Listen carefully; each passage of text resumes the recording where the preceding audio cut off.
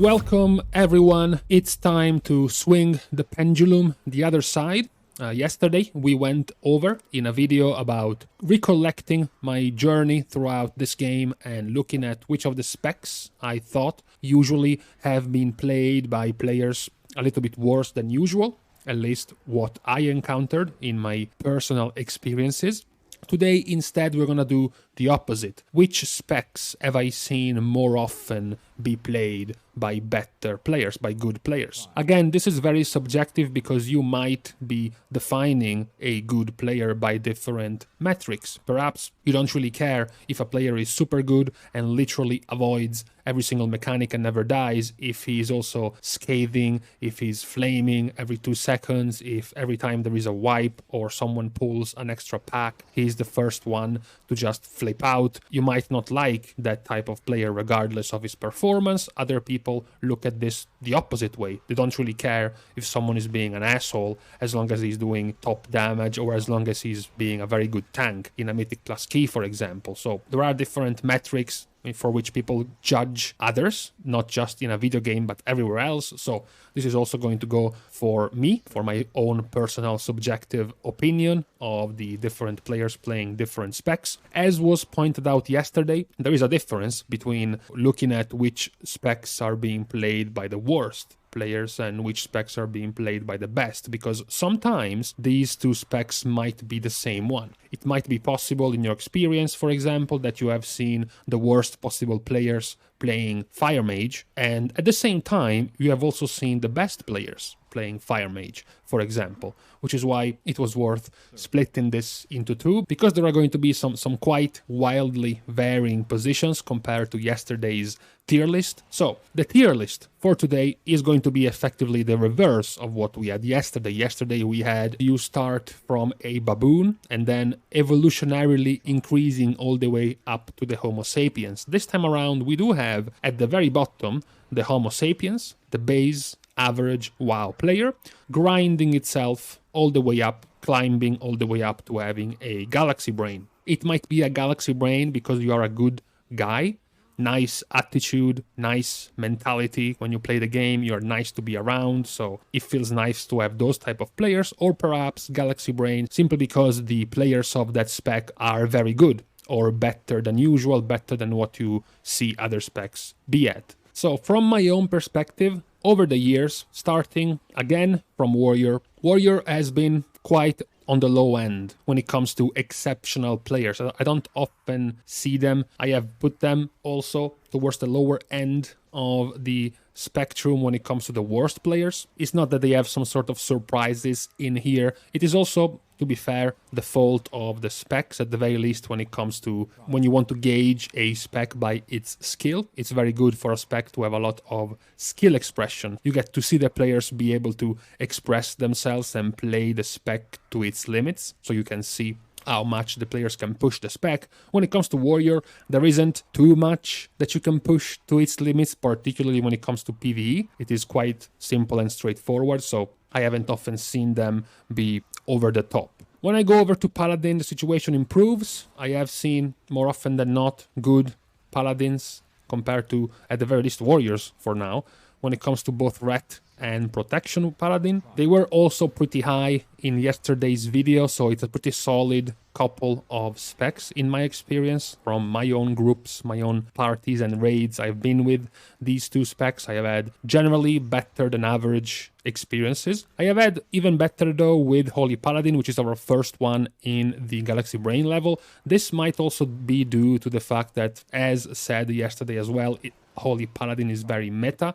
It is generally also going to be played by a more competitive than average type of player, and even more so, it's meta not just in raids but in Mythic Plus as well. So there is a large pool of very competitive and generally better than average players playing Holy Paladin, so it is more likely to see them doing well and having good experiences with them. What could drag down this rating on this tier list could be the spec, the players playing this spec being assholes, being terrible, having some bad mentality or bad personalities, etc., etc., which has not been the case least in my experiences with Holy Paladins, so they stay at the highest of tiers. After Paladin, compared to yesterday, we have Demon Hunter. So yesterday Demon Hunter was at the very bottom. It was a baboon when it came to having bad experiences with Demon Hunters. So because we have to be honest here, the experience when it comes to good players is not completely mirrored, because it's not the absolute best I have seen, but it's above average. It is often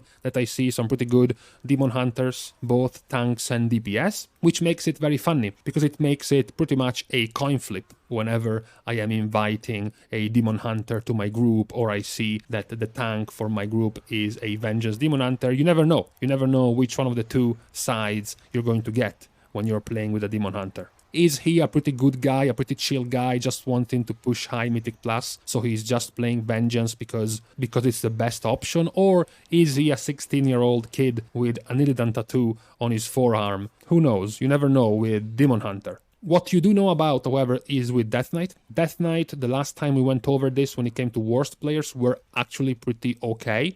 I don't see often Death Knights being bad attitude, bad manners, or just bad play in general. However, at the same time, I don't see them being too good either. When it comes to both Frost and Unholy, they're just very, they're very consistently average. They're very okay. It's a pretty good definition. The only outlier in this class I have seen over the years has been Blood Death Knight. I have seen more DK tanks being better than usual than I have seen their DPS counterparts. I don't know if it's because, Blood DK is very slow and you need to know how to maneuver it around. It has a different way compared to other tanks, so once you learn it, you can do better. I don't know the exact reason why I have had this experience with Blood, but so far it ended up planning out this way. What has also continued to plan out in the same way that we saw yesterday was Druids. I pointed out with Feral and Guardian yesterday that they were actually doing pretty well. They were actually not that bad. When I saw them with me, when I played with them, they weren't particularly bad, or they weren't particularly unsavory personalities to be around. And when it comes to seeing these specs perform better than average, better than I expected, they are also up there for both Feral and Guardian. Guardian, I don't know, Guardian Druids have this stereotype of being chill, laid back, almost perennially sleepy players that don't really bother about getting mad or triggered about anything. And Feral Druids, I stand by my point. It's a very underplayed spec, it's a very niche spec. If you play it, you must have been used to years of abuse by other players, so you have gotten some thick skin to all that abuse, and now you are much more pleasurable to be around, I guess. The one that breaks the mold compared to yesterday is Restoration Druid. I have seen some pretty annoying Resto Druids over time, but I have also seen some pretty good ones. So they do make it all the way up next to Guardian Druid with a very nice PhD in Wowology. The one that doesn't make it up as far as Resto is Balanced Druid. So on top of having had some bad experiences over time with Balanced Druids, I have also not seen too many of them being exceptional. Perhaps it might be the fact that Druid over the last few tiers has gotten more popular and more meta than they were in the past. So more and more new players have jumped in on the spec as a whole without being too used to the spec, too familiar with the spec. So they perform a little bit worse, perhaps. I don't know. The other class that continues to stay more or less around the same level as the worst players category is Monk. Mistweaver and Brewmaster are also in that average, not really anything too bad to say, like I put Death Knights in, but slightly higher, with the exception, just like yesterday with Windwalker, which I have seen generally being slightly better over a long period of time, I have to say. It might get worse over time as Windwalker remains popular in Mythic Plus. Perhaps more and more people will move over to Windwalker and drag down the average of the spec. But up to now, I would say they are in the positive as a spec. Who isn't in the positive as a spec, on the other hand, is Resto Shaman, my own class and my own spec, so perhaps I am a little bit more severe than normal, than I should be, but I have not had too good experiences with Resto Shamans, even when I am not playing a Resto Shaman myself, which is when I get to encounter most of them. Although, to be fair, perhaps they are all being very nice, except that they are Russian and they are speaking in Cyrillic and I have no idea what they are saying, but I'm gonna go by the fact that you should speak English if you're in a group. So if someone is purposefully not doing that, I'm gonna chalk it down to being BM. I'm not exactly sure, actually, about the science behind why so many Russian players are playing Resto, but whatever. The other two specs of Shaman I have seen do better, both Elemental and Enhancement. Of the two, I have seen Enhancement be a little bit better. One of the bigger changes from my perspective compared to yesterday was Priest. Priest yesterday was at the bottom. I have seen plenty of bad Priest players, all three specs, whereas now Holy Priest continues in its stereotype, at least in my stereotype of Holy Priest, at being very average and not often seeing some exceptional Holy Priest players, whereas Discipline, on the other hand, does make it.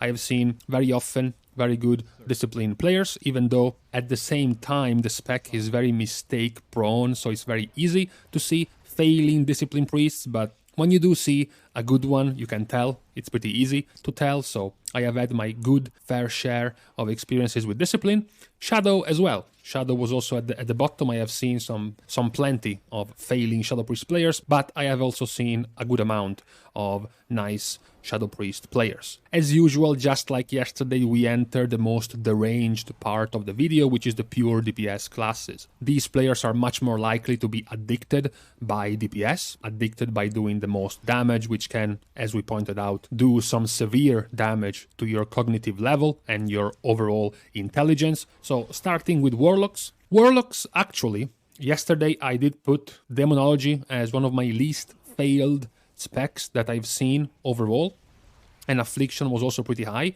However, in the opposite, I have also not seen them be too exceptional, particularly, again, Destruction and Affliction. They have always been very middling.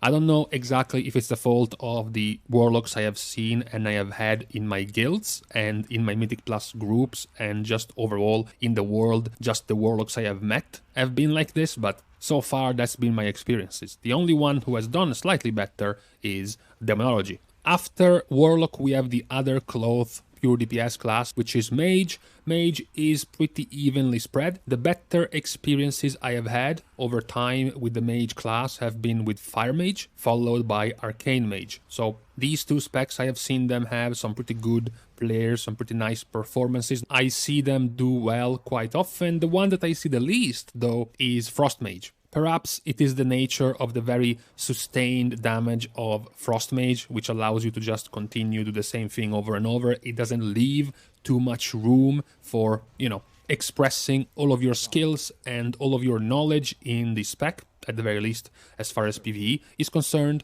But that's how I have seen Mage and the players I've been with. So yesterday we had some pretty high praises for Assassination Rogue being one of the specs that the most likely is not going to be some deranged maniac. This time, however, it gets the opposite treatment. Assassination is also one of the specs I have seen shine the least. It is usually with a very consistent but unremarkable performance next to specs like Frost and Affliction and Arms. It might be my knowledge of the classes and the specs. It might be, I don't know, more quiet and silent players used to play these specs, so they kind of go under the radar, just unnoticed most of the time. But that is how I have seen Assassination Rogue players in my experiences. A little bit slightly better for Outlaw compared to Assassination, but not by much. This is more due to attitude and personality. I don't know why, but I had more bad encounters in general with Outlaw Rogues for some reason. Perhaps that is what is holding back Outlaw players. And then the last one is Subtlety, which I have seen do better quite often, so they do deserve a higher ranking than the other two Rogue specs. To close out our pure DPS classes, we have Hunter. So last time we have had Hunter pretty low because, as expected, tons of players playing Marksmanship and Beast Mastery meant tons of terrible mistakes. So perhaps it might be the same for other specs. Played by many people means there are also going to be tons of good players, right? Unfortunately, at the very least for me, I haven't gotten this type of experiences for Hunter. Both Marksmanship and Beast Mastery stay pretty much where they were the last time, which is at the bottom. I have not seen too many exceptional hunter players in my time. I have seen a nice amount, especially in raids, when it came to handling mechanics and, you know, managing the raid as a whole. I have seen actually a nice number of hunters, but, you know, they are so popular that I have seen way too many that were completely unremarkable and average, so that's where they have to stay. Survival is the only one being a tiny bit higher, simply because you get to see so few of them that you pretty much are always surprised that they exist. And the time I did so, my experiences were just fine with the spec as a whole, so not too many bad things to say about it. Outside, you know, the jolly meme about the spec, which is always fun to do. But beyond that, no problems. So at the end, with the tier list done, we can compare it with its sibling. So we have the specs I have seen players being better, being good, overperforming the most on one side, and on the other side we have specs I have seen players be underperforming.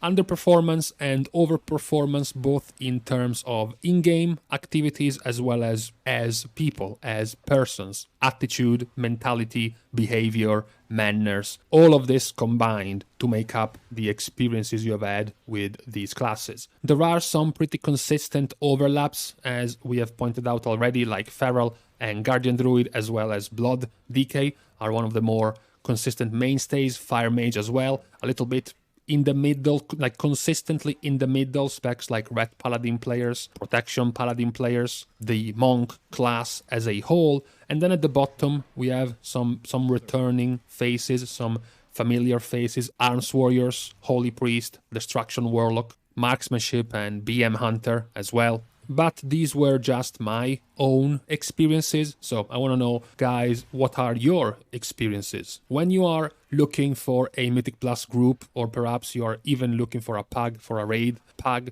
or anything of the sort, which stereotypes have you built yourself upon over the years? Which of the specs you have grown to subconsciously believe are being played by better players? Perhaps you rank certain specs in higher esteem than others. Perhaps you are more open to playing alongside a assassination rogue compared to a subtlety rogue. Perhaps you think that arcane players are all great people and fire mage players are all subhumans, or even that you can't stand holy paladin healers. Perhaps those are just your experiences, much like these were mine. So let me guys know your point of view after you have seen mine. For now, we can stop here for the rest of this weekend. As usual, and as always, thank you for watching the video. It's not really a good time recently for WoW. The content is really dry, the interest is really low. I understand, it's normal. I have just finished ordering 17 king-sized cans of hopium to keep me alive until 9.1.5 and then